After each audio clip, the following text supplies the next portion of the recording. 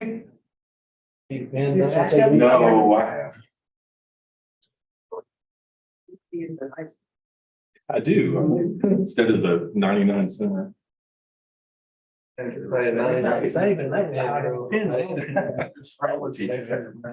yeah, but this one has 4 colors, so get fancy with it.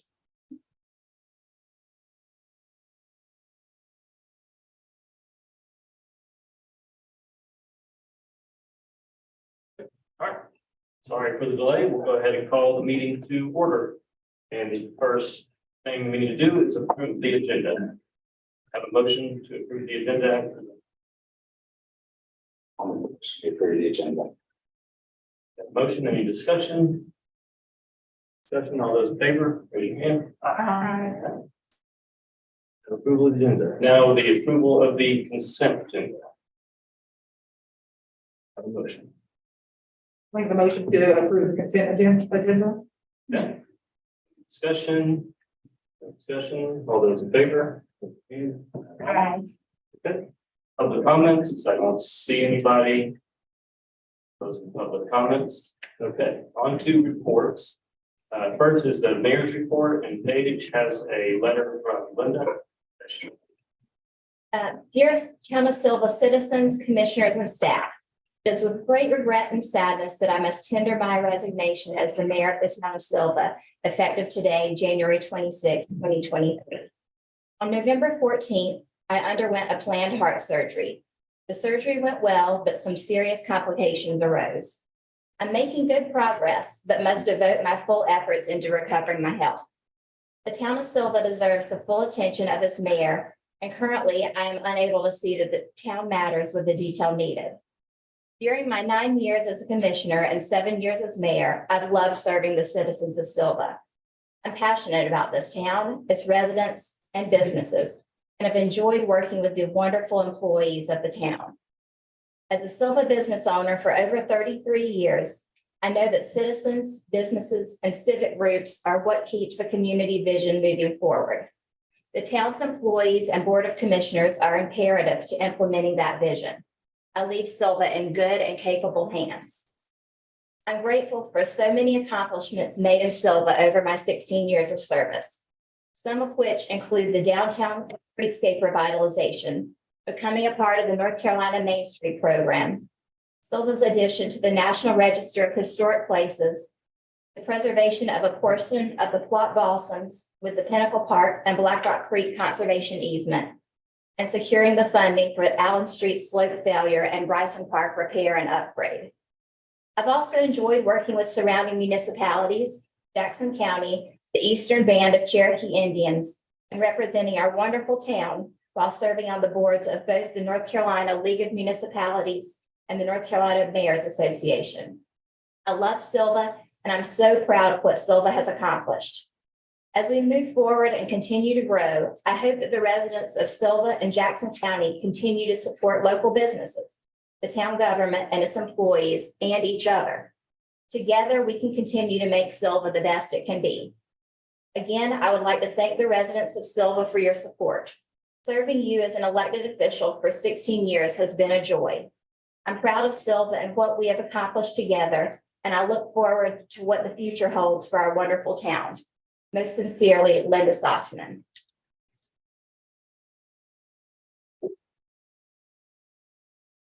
Reading that page.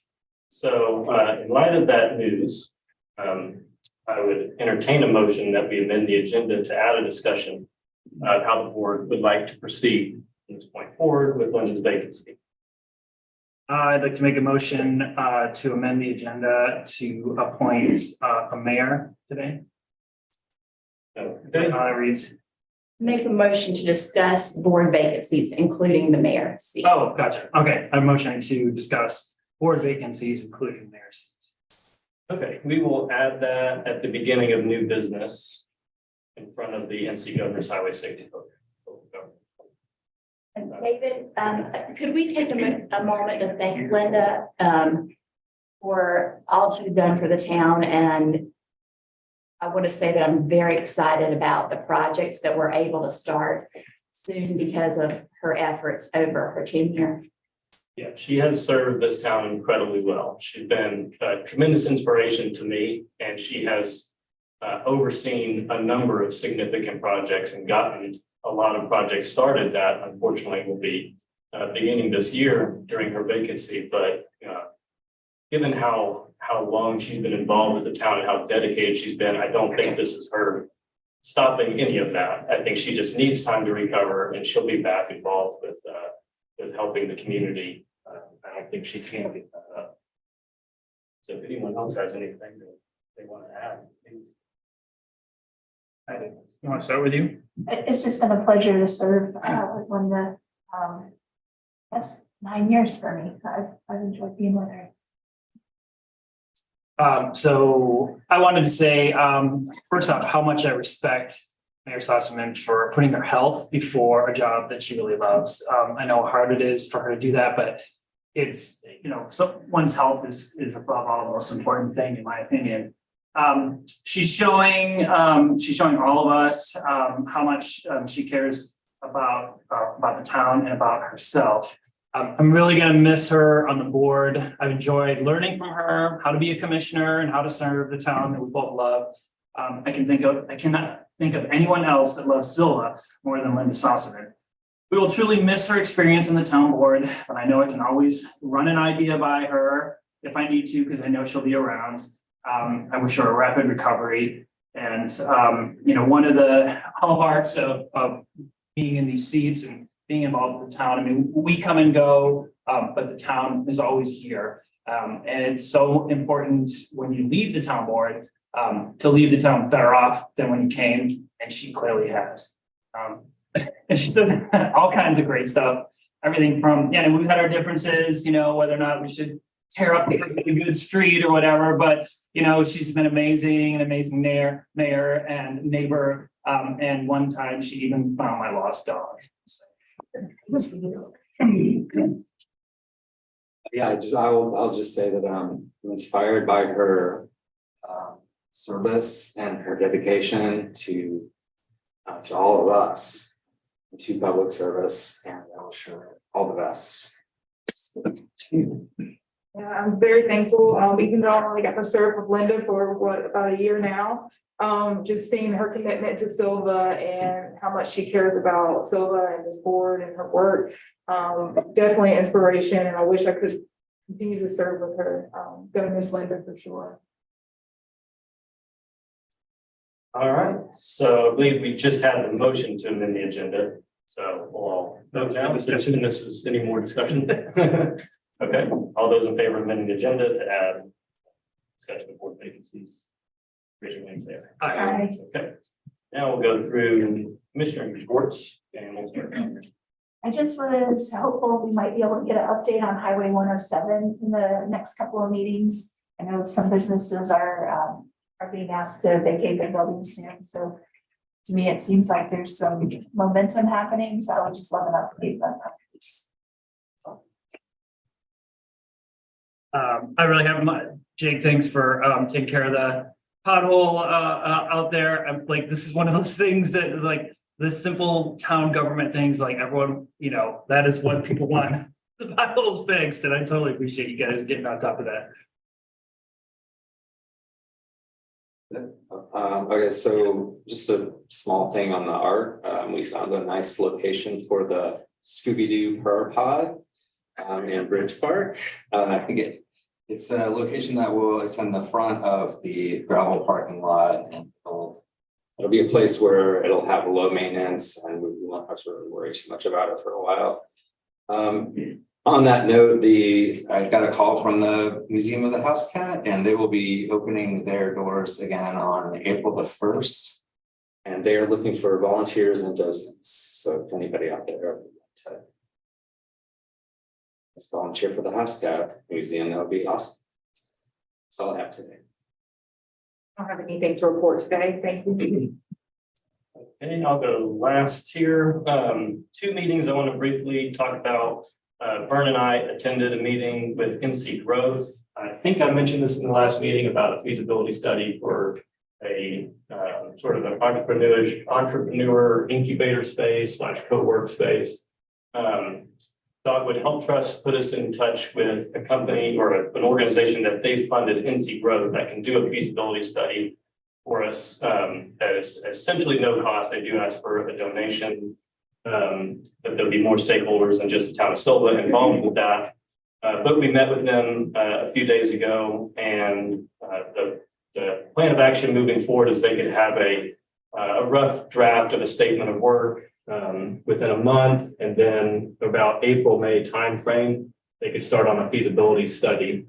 It sounds like the town of Silva would need to be the point person for just like the point of contact for the organization doing that study.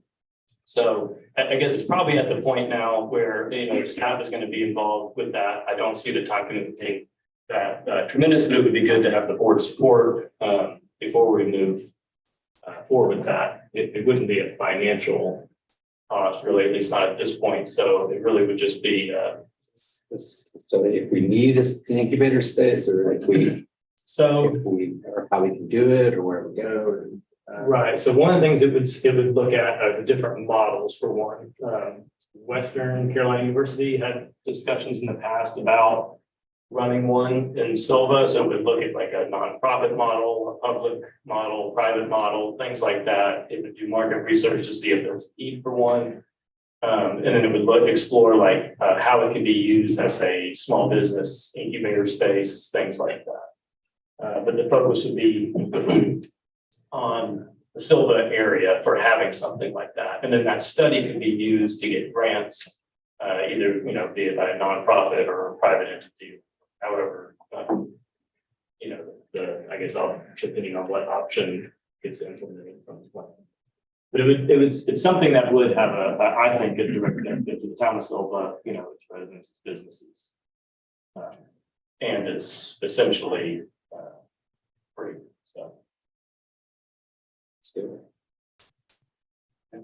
that all right? Move Yeah, forward with, yeah. Going down that road. And then the other meeting was, Paige and I had a meeting with Dogwood Health Trust about housing grants.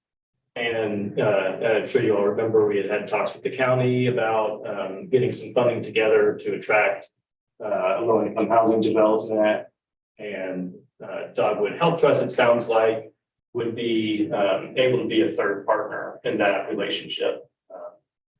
And we're hoping that we could get some grant, although there's a lot of different options on how to proceed, but it sounds like there's some money available for that type of project again. So I'd like to start talks back with the county, since we have a new group of commissioners in there. So when we get time, if we can set up a meeting with the county commissioners, and my hope would be it would be a partnership between the three of us, Dogwood Health Trust, Town of Silva, and Jackson County. And that is all I have to report. So now we'll move on to manager's report. Yes.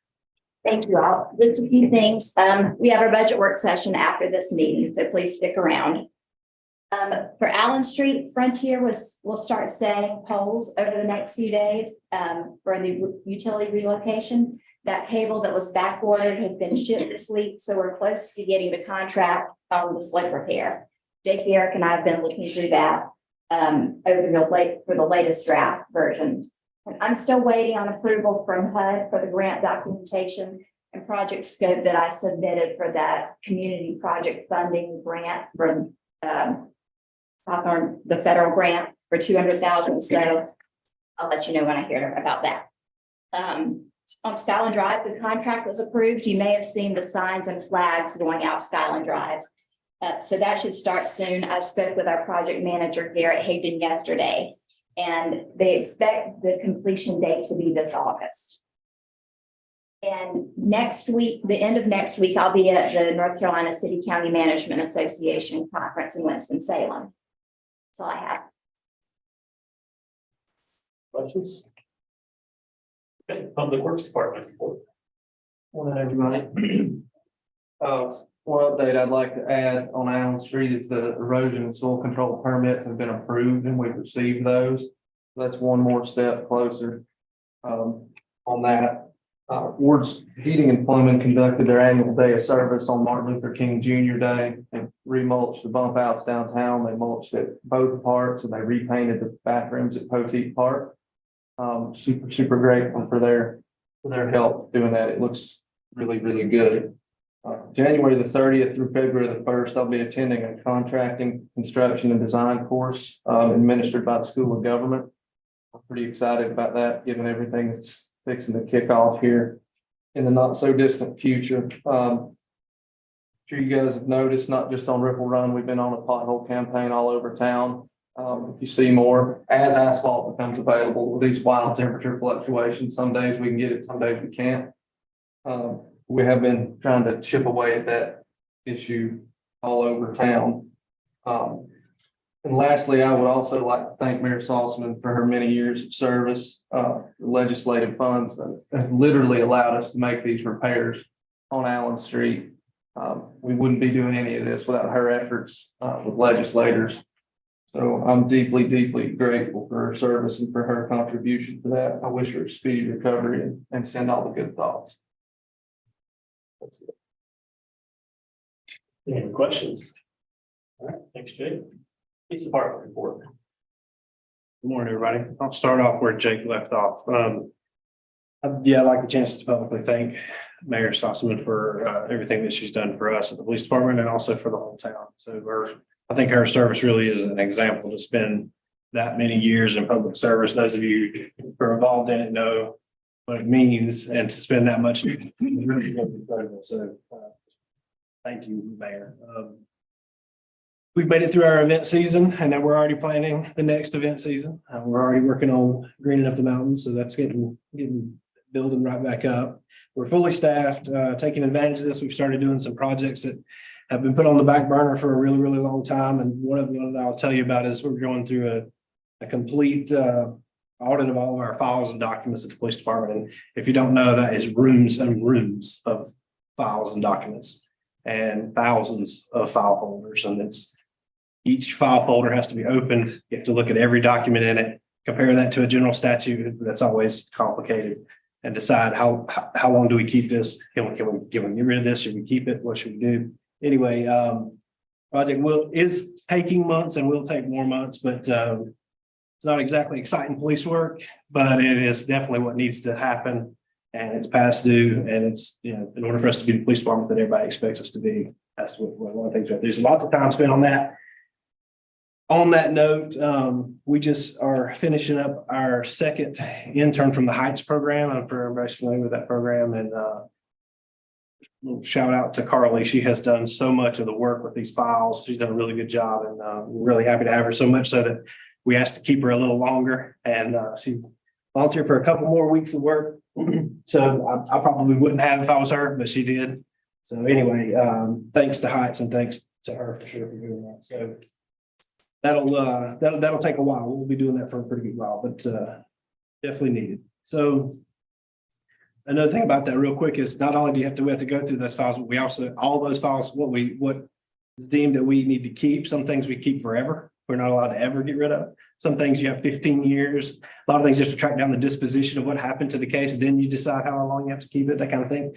But then we have to refile it in a completely different order than it was before, all of it. So it's a heck of a project. So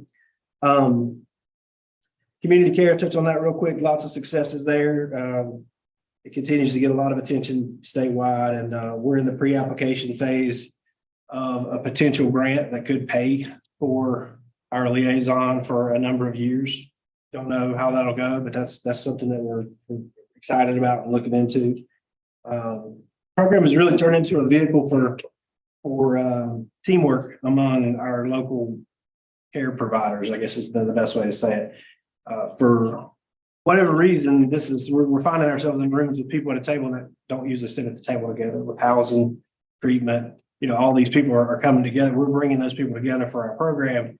But what we're learning is they don't necessarily all know each other, and it's it's building a little bit of community in those different genres, and it's really cool to watch. So it's a good thing.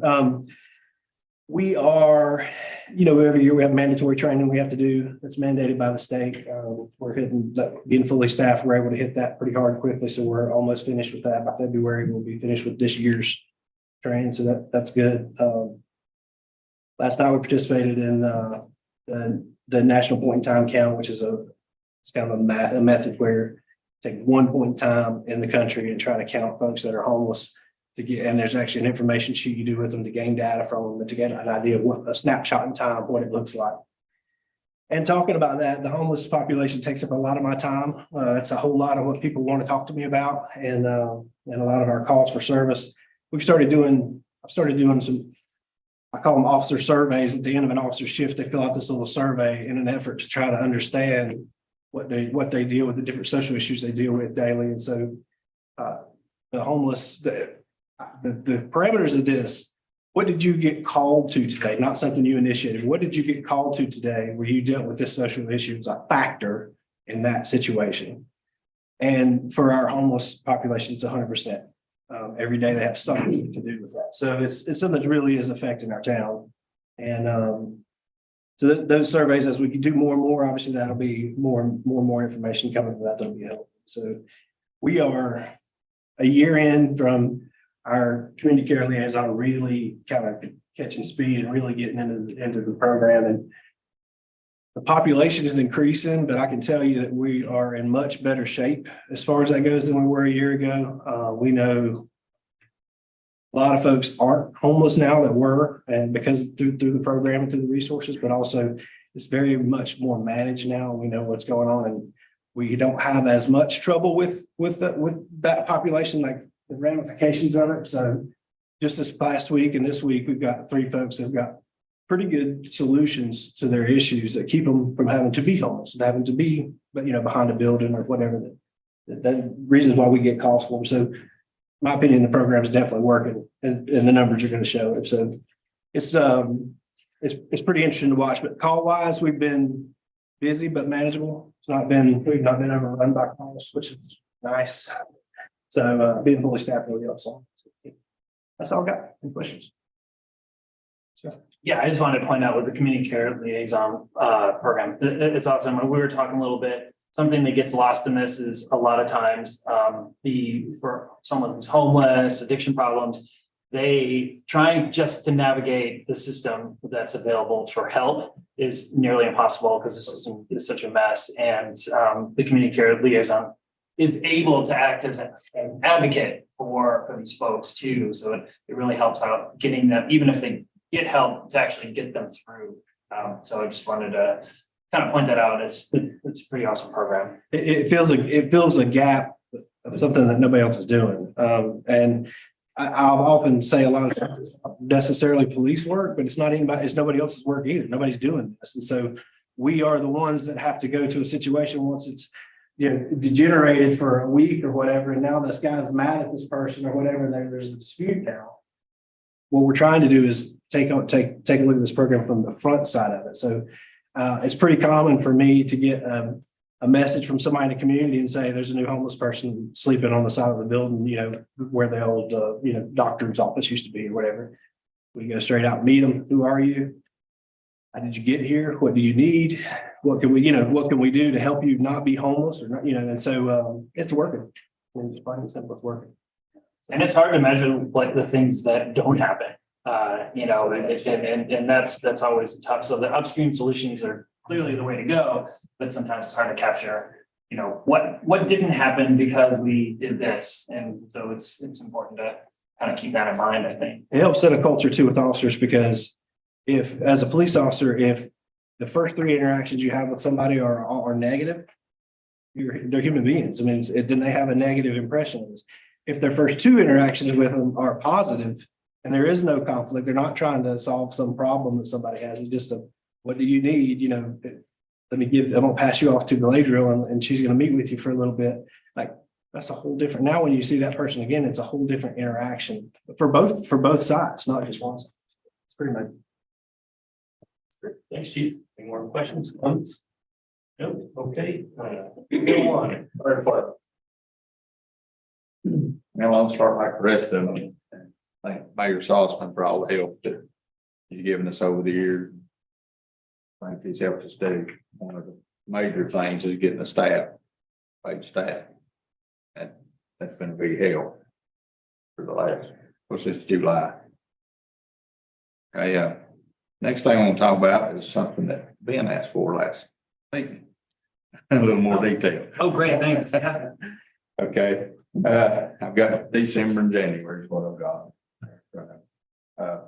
December, we ran 134 calls. And during those 134 calls, the medical calls inside the city limits, we did CPR twice on somebody. Didn't see Narcan was administered 4 times. And then the other things, we didn't have any structure fires December inside city limits. That's a good thing. Then outside city limits, out in the county district, we did CPR 3 times. Administered O2 8 times. Narcan was 3 times, and we had 7 structure fires. That was in December alone. So pretty busy. Okay, January, so far this month, we're at 84 calls right now. Where we're standing right now. Inside the city limits, we give patients O2 twice. We haven't had to do CPR. That's another good thing. We've had 4 structure fires though inside city limits. No Narcan. Then on the outside of city limits out in our county district, we've had to do CPR once.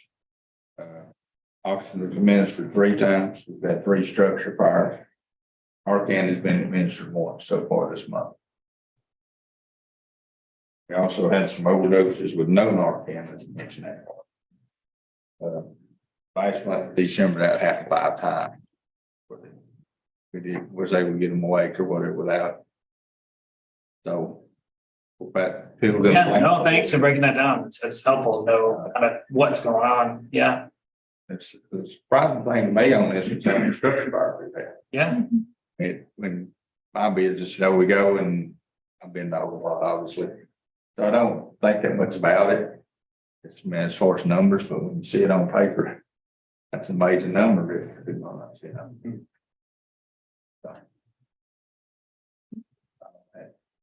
Any questions? Yeah, I just, we talked briefly about it, so I just thought I'd bring it up at the meeting. So it sounds like you've been able to talk to the new commissioners about moving forward with, the county commissioners for, helping us out with keeping our fire department and, firefighters funded. Is that right? Yes. Okay. Yes, I've met with 4 of them so far. Okay. And we're still, everything's like it was. Good to hear. Or at least that's what they tell me. All right, any other questions? Thank you. Thank you, Chief. Main Street report. Good morning. I'm so appreciative to Mayor Sussman as well for playing a key part in getting Silva designated as a Main Street community and helping to fund the budget for many of the great things that we do downtown. So her legacy is going to live on, and as you said, we're going to see her back involved when she's ready. So, the Jackson County municipal grant that we applied for, as many of you know, that application was denied. And although we're disappointed, we're working on resubmitting information in hopes that they'll reconsider it. Greg and I have been working together. So we're going to have on at the ready, if they call us back, the mission statement of the Silva Art and Design Committee, who's involved in choosing those public art projects based on a host of criteria. But one of the criteria is that they are family friendly. And a lot of them are parents as well.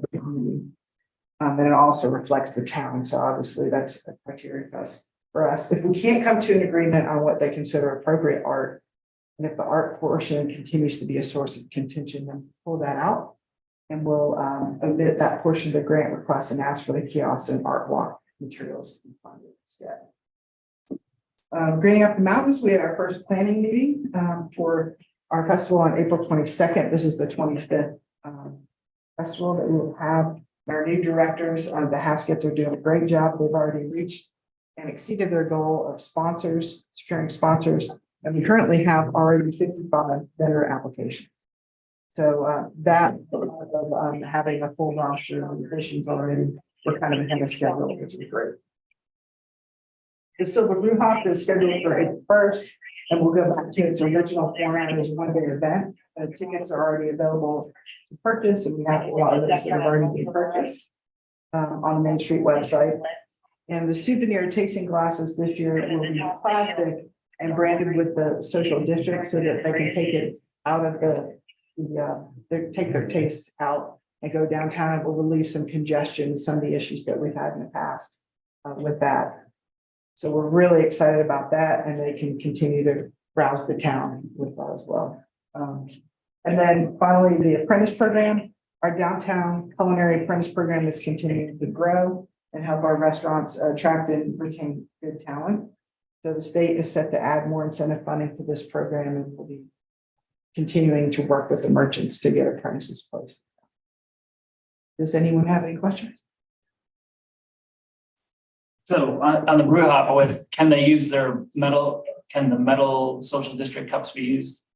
No. They have to be the, Yeah, so it's a reusable souvenir cup, yeah, but it's portioned appropriately. Oh, To make sure it's that they smaller. only get the 5 ounce pour that they're Okay. supposed to get. But you can certainly bring your cup.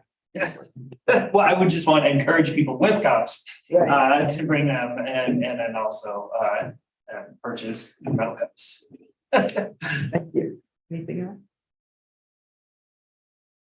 Thanks, Fern. Next, we have TWASA board report. The only thing I really want to talk about here, and it's happened a while ago now, but we haven't had a TWASA board report since then, was that cold snap we had at the end of December. And if you're paying attention to some of the local news in surrounding counties, a lot of water and sewer entities had some difficulty keeping up with that cold freeze with busted pipes, and TWASA did not. And that's not due to luck. You know, TWASA has done a really good job over the last years in updating a lot of our aged infrastructure. And they did a really good job during that cold snap of having their crew running out even on Christmas Day and finding busted pipes and fixing them and working literally around the clock during that fall that came afterwards. And part of the problem is, you know, people's private systems, the water busting, but you know, also a big part of the problem is the pumping system, and they've done an excellent job of maintaining that. And it's not by luck that we weathered that storm so well. It's a lot of hard work on the part of TWASA staff. So I just want to point that out. And that's really all I have for the TWASA board report. Technical Park report is next.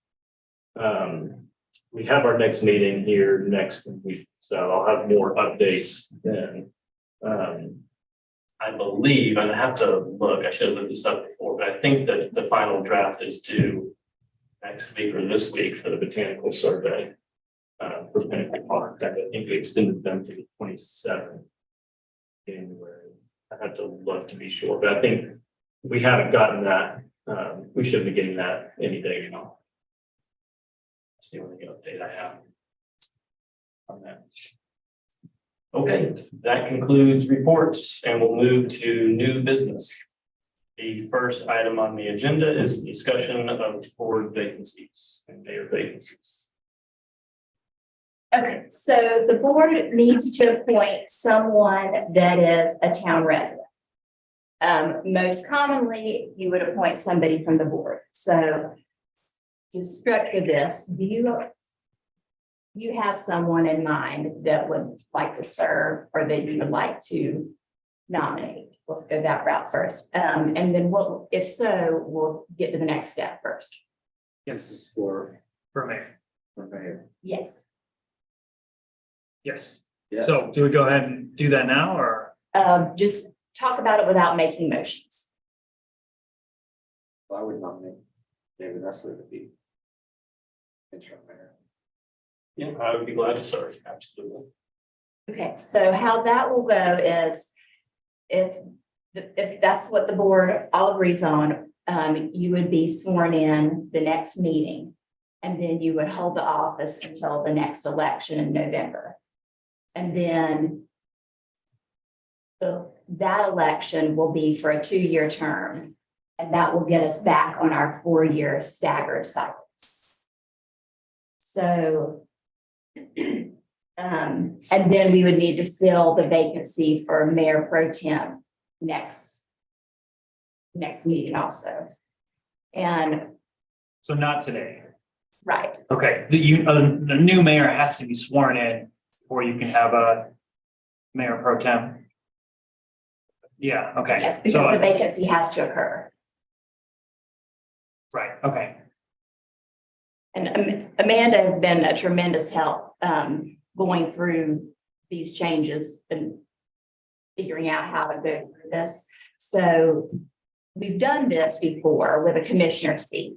And then we did it with a holdover several years ago. But we've had to do a lot of refreshing and looking at the rules. So feel free to jump in on anything that I'm not covering correctly. So, Mayor Pro Tem, do you all have somebody in mind? Yes. But Mary. And Mary, are you willing to do it? I'm willing to serve, yes. Okay, So do we need to vote in a new mayor today, and then the swearing in is at the next meeting, and we can't vote on Mayor Pro Tem at this meeting, we'll vote on that at next meeting. correct. And that way you can plan for that. Okay, all right. Yeah, and then someone will actually make a motion at that time for the new mayor pro tem. Not just, yeah, okay, gotcha. Okay, so we have a nomination, or do we need to redo that? I need an actual motion. I would motion that we appoint David Nestler as mayor of Silva in Linda's absence. Any discussion? Okay, all those in favor? Raise your hand. Aye, so I don't vote on that one. Okay, so that covers the rest of this. Meeting. Do you want to discuss the process? So next week, we'll do the mayor pro tem vote, and then if you want to right now, just discuss the process moving forward for filling. Yes, definitely.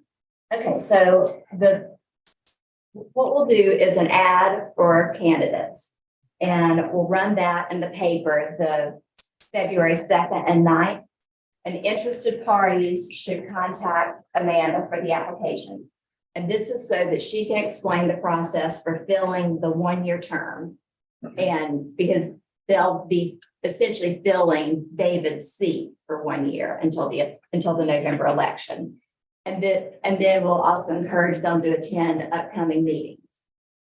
So if a citizen tells you that they're interested, have them contact town hall and they'll fill out the application. There's a supplemental questionnaire and then submit a resume. And the board will receive all of those February the 23rd. So the first those will be due February the 15th. And then the board will receive those in open session February 23rd, where they'll be distributed to you all to review. And the candidate's names won't be shared before the February 23rd meeting. So if the citizen tells you they're interested, have them call town hall, but keep that information to yourself so that avoids one-on-one conversations between the board that could interfere with the process. So you'll all receive those at the same time. And then March 9th, you'll vote by ballot to fill that vacancy. And the ballots will contain your names, like your individual name, and then the list of candidates that you're choosing from. So the announcement is in public. So they'll be read out with your selection choice. And there can't be a tie. So that meeting can't end until there is a vacancy. And only the commissioners vote. David won't vote on that. What questions do you have? When will the applications be available to the public?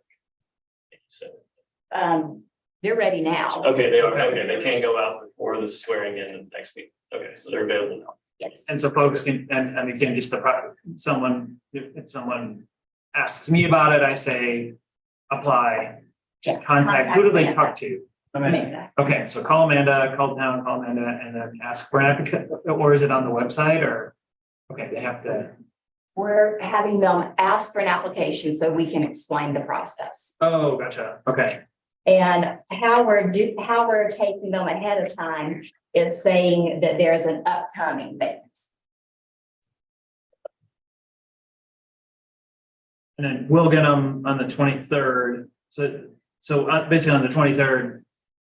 They'll be in our packet, which is public, but not all the information on the people, or just the names, or how does You'll that work? get everything the 23rd, and it's on the application that what they put on that application becomes a public record. Okay, so whatever folks submit. become- All right, and then, That's a morning meeting? So you need to plan on that meeting being longer Mhm. in your schedule. On February 23rd. what? Oh, Also, March 9th, when you vote by. yeah, ballot. no, sorry, so we'll talk about each person then at the February 23, I mean, or we'll review them, how does that kind of go down? Or do we take them home, or whatever, go in a, controlled room or whatever? Secure room. You don't, everything's open. Yeah, exactly. So you review them in that meeting.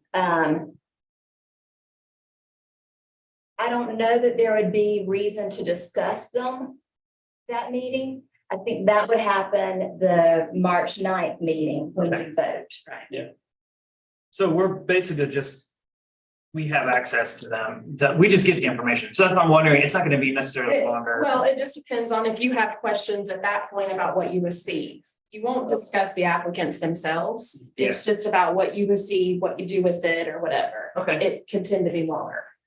So And I'm- both meetings, just have it kind of in your mind. Yeah. And I'm guessing that like it'll be, these applications will be similar to like the planning board application. Right? Probably, It's in your packet. It's more detailed. of course, yeah. The, And these applications close on the 22nd. And it's 15. Yeah, that timeline that's on that front page right there. Okay. Yeah. So they'll be due here by the end of the day on the 15th. Oh, yeah, okay, good. And Yeah. not like the new thing, they do with the. right. And so then you vote the 9th, but then they'll be sworn in the 23rd of March. And this will get on there in time for the next budget work session, Which is the 20, is it the 23rd? March 23rd. Yeah, so they'll get sworn in and then they'll be hanging out all day. Yes. All right, any more questions? It's been very clear, thank you. Yeah, thanks for the timeline. Okay, next item, NC Governor's Highway Safety Program Local Government Grant. Chief, do you want to take this one? He should have come up in a really short little comment there. It's really pretty simple. Basically, for detailed questions, I'm going to refer to Shannon, of course, but it's a grant through the Governor's Highway Safety Program. There's no match for it or anything from the town. There's nothing from us that has to be paid. It pays $25,000 and about 5,000 of that just should be in our minds marked for travel and training that comes with the position that Shannon holds with the Governor's Highway Safety Program. But then the rest of it is able to be spent on various items that relate to traffic safety. And so that is due very soon for us. And so that's part of the process is this resolution. And so it will also potentially become available again at the end of the year. So potentially it's possible for us to get this grant twice in one calendar year, which when you start buying traffic safety products, 20,000 sounds like a lot of money, but it can go pretty fast. But 2 grants is, the potential of that's really good too. So Shannon holds a position with him. We'll be holding his certification now. And so any really detailed questions, I'd defer to him because he's been managing this grant, the same grant for more than 6 years, probably. Since the mid-2000s. Okay, so Shannon is very, very familiar with it, more so than I am, but I think the main talking point is just it's money that can come to us that doesn't cost us anything. There's no fee or match for us. That sounds great. Can you elaborate a little bit on what traffic safety encompasses? It includes pedestrian safety, crosswalk improvements, sidewalks, anything like that? Yes, sir. It could include a variety of topics, I guess, if a car is involved, just the things that you think of traffic safety, they would potentially be included. It's primarily used like an equipment grant to supply agencies with some needed supplies that they might not otherwise get. The grant program itself is there's 11 what's called law enforcement liaisons across the state, and they divide those the state up into 11 regions. And so of that 11 regions, the far west, as I'm the representative for that, the far west. And so basically we go around and try to encourage traffic safety participation from local law enforcement. And so what you typically think about is like booze it and lose it, click it and ticket. Those are national programs pushed out by the state, and the state pushes it out to the local government, state law enforcement to try to participate in those events. And so they like to have the participation, but they also understand they don't always get participation unless there's equipment involved, because they have to have the equipment involved to be able to do that. So where it might be traffic related equipment, say for a DWI checkpoint, and we need barricades or traffic cones. Obviously, if you've got barricades and traffic cones that you may use for a checkpoint, you also can use that for bringing up the mountains when you're not having a checkpoint. So that's not like you only can use it for that purpose. Other equipment that's been bought with it, if the police officer is maybe needing a radio or a blue light, or it can't supplant any funds. So if the chief has money he's put into his budget that he needs to buy certain equipment with, we can't use that money and say, oh, now you can't spend that money and we're going to spend this grant money. We have to actually, it's an additional pieces of equipment. So we can't do that. But in the future grants, you can plan that. Like if you know you're going to get it, he doesn't have to maybe put that in his budget. He can use grant money for that in the future. So it can be used for potentially, I don't know that anybody has bought those. I know the town likes the crosswalk safety flashing lights. From a national perspective, the money comes through NHTSA. NHTSA is an enforcement driven group, so they like more enforcement type stuff, but they have recently backed off of that and started doing more awareness, like the speed board that's on Back Street. Just in the past 2 years, they allowed that money to be used towards those. So that's one of the things I talked with the chief about. While it might not necessarily be the crosswalk safety with the flashing lights, but it could be crosswalk safety related to traffic slowing down coming up on the crosswalk. So some of those, what I call voluntary compliance, you try to catch as many people as you can with voluntary compliance. That way, when somebody does break the law, you know they had plenty of chance to actually slow down. So it's a variety of equipment that could be purchased. Other stuff has been like radars and ALCO sensors, LIDARs, which is just radar, which is laser, and those type of things. And trying to just roll back through my head some of the things that's been bought over the course of time. But every year they are allowed to let me take that money and then travel and do things to encourage places and learn how to do traffic safety from local government. Versions of towns that are 2 or 3 police departments in the eastern part of the state that are 2 or 3 people. How to tell them to do traffic safety, all the way to one of the other regional liaisons is the Charlotte Mecklenburg investigator who does nothing but death cases on the highway. So it's a wide variety of 11 of us. There's a Dare County deputy. I'm the farthest west person. Like I said, Charlotte. There's a New Bern person. Gaston County. It's kind of just a little group of people that come together, and then we go about quarterly and have meetings and try to figure out what each region's doing that might work in their town. Sylva, uniquely enough, over the course of time, has been compared to a lot of beach towns with traffic safety. There was beach towns that were using golf carts and side-by-sides, and Sylva modeled their kind of ordinance, I guess, that allowed that first over those beach towns. So that all came through talking at traffic safety events that, hey, Silva wanted that, and this was back, I believe, when Jeff Jameson was the police chief, when it got started, like, hey, I know this people's got these at the beach, start looking at these ordinances from the beach and see if you can't push some of that into the mountains to allow, I think it was the maintenance department who first wanted to use the side-by-sides on the highway. So it's a wide encompassing kind of group, but money-wise, it's typically a no-brainer, 25,000, no match. It typically runs the federal grant cycle from October 1 until September 30. And so since we're in the middle of it, that's what the chief was saying, that could be 2 this year in the calendar year, but it does run. The next one would kick off on October 1st, run until September 30th of 24. And basically that money, the vast majority of it's going to be used for equipment for the police department. So potentially a year from now, we could potentially have gotten that grant 3 times from a year from now. So it's pretty. What about signboards? Hit or miss, hit or miss, because it's still nits of money. And they've got this weird thing about things with wheels and then what you have to do to get things that have wheels on them. So it's hit or miss.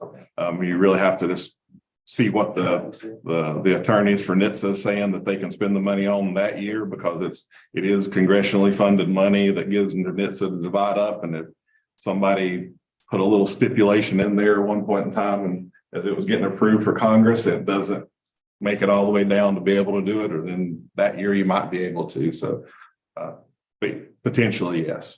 To put it more like a local civil aspect, the radars that we use for speed enforcement that are in our patrol cars, they have, just like all technology, they're on an approved list, and at some point they come off of the approved list. And so now you have to have different radars, newer radars. And so all our radars are fine now, but they're set to come off the list in the next few years. And so we will potentially be having to buy new radar units just to have approved radars for court purposes. And so this is a source of money where we could buy those with that money instead of having to put it in our budget and blame it on our local taxpayers. And what the chief was talking about with my particular certification, when I left the sheriff's office and went to work for social services where I work now, I still have my law enforcement certification, and I'm going to do part-time work with the police department. And that this requires, I can't be without an agency holding my certification. And so the chief was the first place that volunteered when he found out I needed a place. And he was, congratulations on him for reaching out, and great for me, because it's a good partnership, because I've known the chief for several years now. And so it's worked well for us. And so I've not got sworn in as of yet, but it will be soon. I have to go do my polygraph after I leave here, but I'll let you know. Didn't see behind those things. Well, good. No. So what each year you'll be seeing a resolution come before you to vote on, and there's a resolution just to say, I'm not sure how you do resolutions, but the town just has to say, yes, it's agreeable for this resolution. I know how to do the application. I know how to do the project management. It's just be working with Lynn to get copies of paid invoices and turn it in. They don't give you the 25,000 upfront to spend yet. It's a reimbursement process. So basically, somewhere in this, you probably would also see something page brought back before you for probably a budget amendment, putting 25,000 in your budget to be spent. But ever how you do that, but it would be a resolution that you approve that allows the contract or application to be forward. It's a little bit out of sequence. It's typically the application, then the resolution. But considering it's in the middle of the year, it's right now, it's the resolution, then I'll finish the application. But by the end of January, which was next week, I'll do next year's budget application, and there'll be a resolution for that one later in the year. Hope that answered all the questions. I know that was a little question, but There's a little bit, yeah. So, well, first off, it sounds great. It sounds like a grant we should definitely go for. And if we need a resolution today, can we do that? You started in your packet. Yeah, okay. Gotcha. the only thing that might be different on it, I believe I had put the mayor's name. She didn't, she fixed it. Okay, I had put Mayor Sosman's name on there. when I did it, so. Right, yeah, it's kind of a complex motion, so I'll read it and one of you can make the motion. So I will entertain a motion to approve the North Carolina Governor's Highway Safety Program Agreement of Conditions and Contract for federal funding for traffic safety in the amount of $25,000 and approve the resolution authorizing Shannon Queen to file on behalf of the town of Silva the application contract. Furthermore, if awarded, approve appropriation of the $25,000 into the Silva Police Department budget for expenditures. I'm motion what you said. Any discussion on that? I had a couple of questions. Okay, Yeah, we can discuss. So is the money contingent on, like, for next year, is that contingent on what happened this year, or is it just sort of a pass through? We just- It's kind of a pass through, the best way to explain it. The state gets money for that LEL, local law enforcement program, and they divide it amongst the 11 people on that board. And so it's pretty much set 25,000 every year. It was 20,000 until about 5 years ago, and they bumped it up to 25. We always ask them for more, because that's what you do, is always ask for more. But they've not gave any more, but it would only potentially go up, not be cut, and there's no contingency as long as somebody's serving that role. And it's kind of like the agency pays the individual. And so it's kind of like a thank you back to the agency almost. For thank you for the efforts for allowing this person to travel and do some work for us. And here's some match-free money for you to run with, so. My other question was,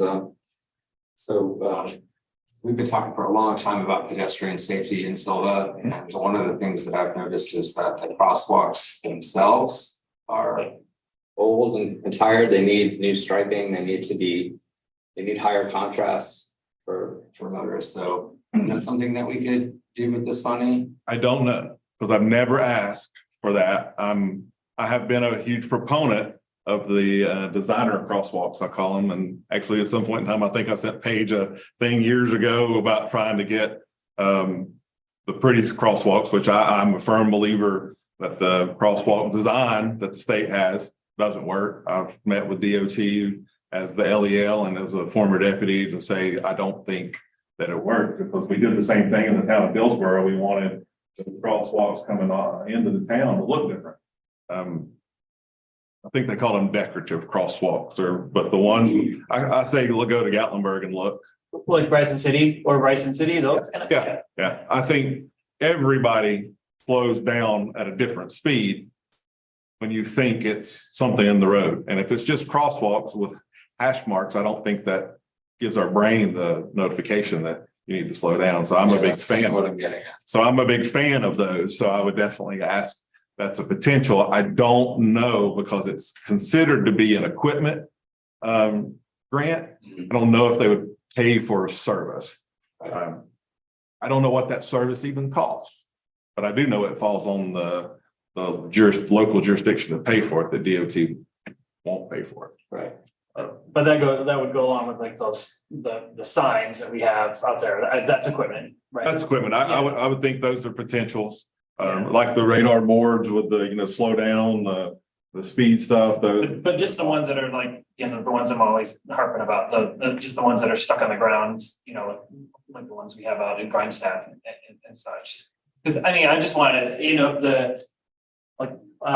there's law enforcement and public safety. I tend to kind of glom onto the public safety part of it, and crosswalks should be public safety, not necessarily falling in the lap of Jake, so I think it's great if we could use that money kind of to take off.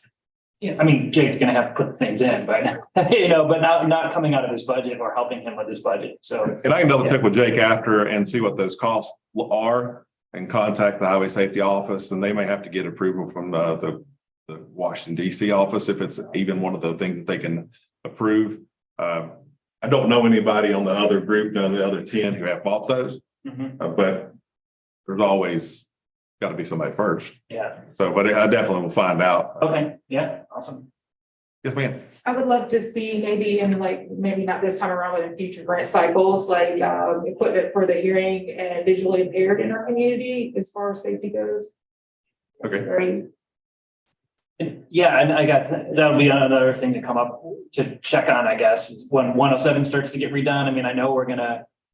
You know, the state will pay for some of the crosswalk improvements and stuff, but I know there's a lot of things that land in our lap too. So just to be thinking down the road too. And when we get the money, does it have to be spent in the same year or can you? Spent in the federal fiscal year. Whatever the fiscal, it has to be spent. It can't. Right, it can't roll over. There's Yeah, no okay. rollover. And if you don't spend all 25, Right. So we would want to spend it by the beginning of June. Right, exactly. Okay. Yes, in our fiscal year. We can do that. We can spend money. Yeah, the previous one, like whatever will be left, you try to get as much of the equipment purchased up front Yeah. as you can in the local cycle.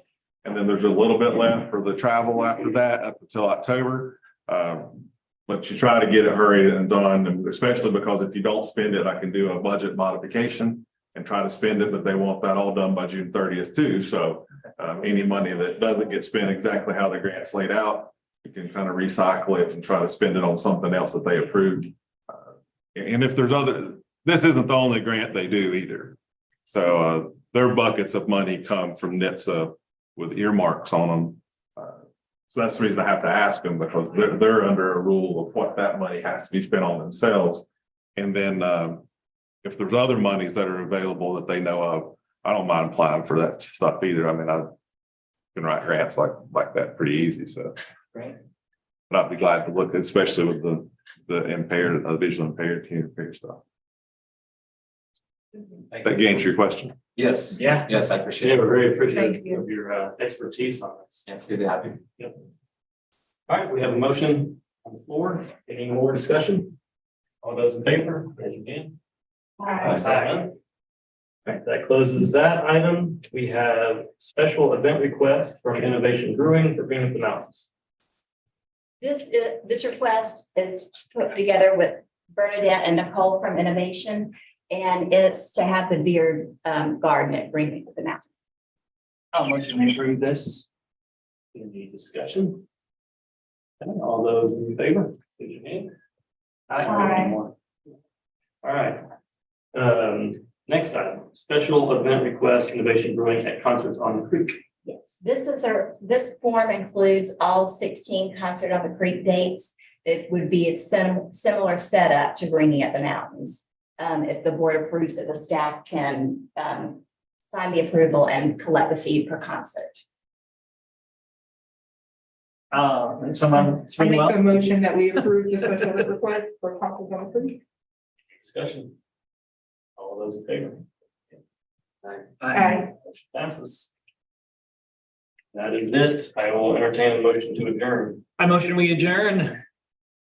Those in favor? Aye. Adjourn.